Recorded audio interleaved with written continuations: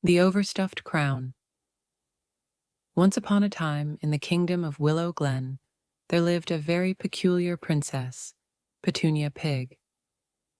Princess Petunia wasn't your usual pig, mind you. She wore a sparkling tiara, had a palace filled with shimmering treasures, and she was admired for her beauty and her glossy pink fur. However, Princess Petunia had one trait that everyone whispered about behind closed doors. She was astonishingly gluttonous and had no interest in sharing with anyone, not even her closest friends. Her parents, the king and queen, were set on teaching their daughter the values of kindness, respect, and moderation. But the princess was as stubborn as a mule. She loved food more than anything else and refused to listen to anyone about her greedy ways. The kingdom's pantry was never full for long. Petunia's daily feasts were famous across the land. She would have everything from sticky caramel apples to gigantic pies, golden cakes, and even mashed potatoes sculpted like castles. No food was safe from her insatiable snout. In fact, the royal chefs had to start work before dawn, racing to keep up with her endless hunger. Every Friday, Princess Petunia held a grand feast, inviting all her animal friends from the kingdom to join her. The invitations always promised a marvelous spread with more food than anyone could imagine. Sugary donuts, chocolate-dipped strawberries, mountains of mashed potatoes, and enough pies to feed a village.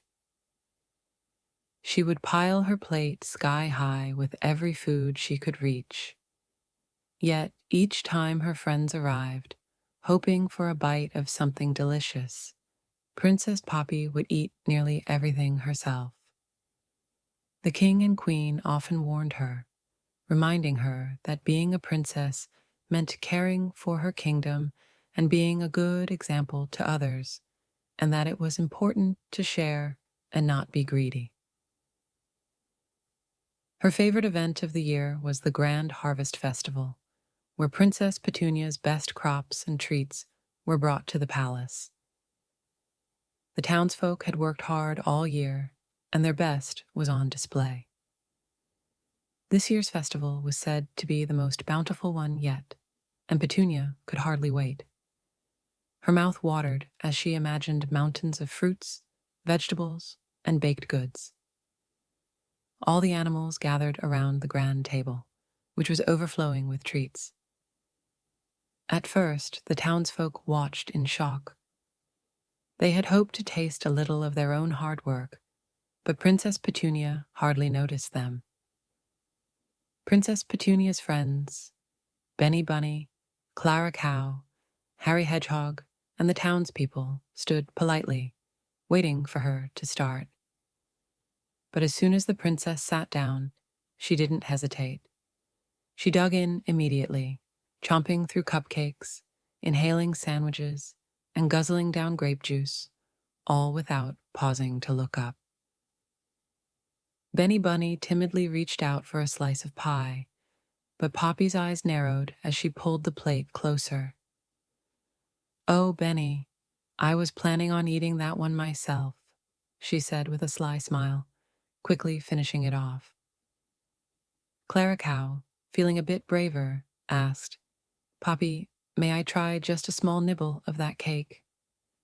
But Polly would only huff and roll her eyes, brushing her parents' words away like crumbs from her dress. "I'm a princess, Mama. I deserve the very best of everything. And besides, there's always more where this came from." Then she would dive back into her feast, ignoring her parents' disapproving looks. As she finished one pie and reached for another, her hoof slipped on some spilled cider, and she tumbled backward into a tray of mashed potatoes. Covered in gravy and surrounded by destroyed food, as the feast continued, friends and the townsfolk grew hungrier and more disheartened. One by one, they quietly excused themselves, feeling sad and disappointed. When the last guest had left, the princess leaned back, completely stuffed and satisfied. But as she looked around, her heart began to feel strangely empty. The princess saw their disappointed faces of her parents and heard their sighs. For the first time, she realized just how much she had taken without a single thought for anyone else.